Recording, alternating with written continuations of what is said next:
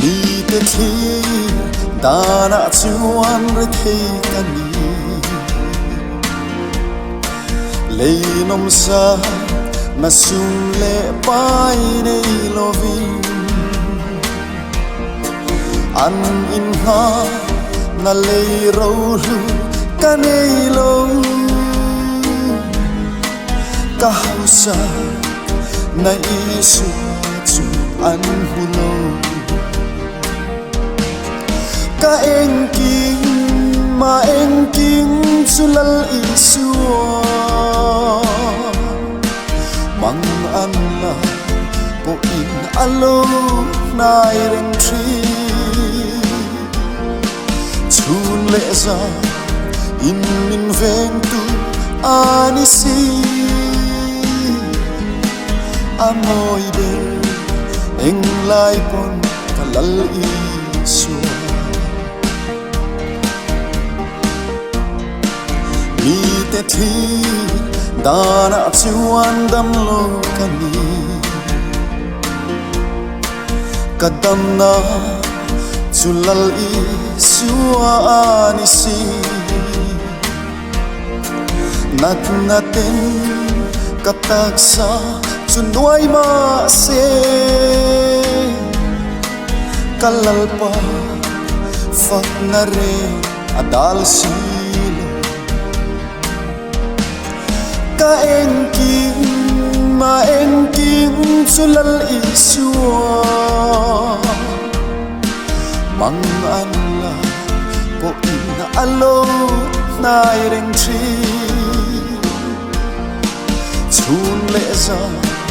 in min veng tu ani si amoi ber eng lai pon kalal isua leidanin fin na nei lo maila thiam na sa te po nei lo maila mi fin le rem shiaten andu lo kha kan nei si kalung o na lal isua ka engking ma engking chulal isua mang an la po in alo nai reng tri chun le za in min veng tu ani si amoi ber eng lai pon kalal isua te thi dara chuan ka ting zo lo mahse la pan ka chung ril a musi mi sing da in lal pan min te lova khongai na in tinga min pong ta si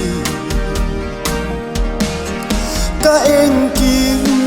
ma engking chulal isua mang an la po in alo nai reng tri chun le za in min veng tu ani si amoi ber eng lai pon kalal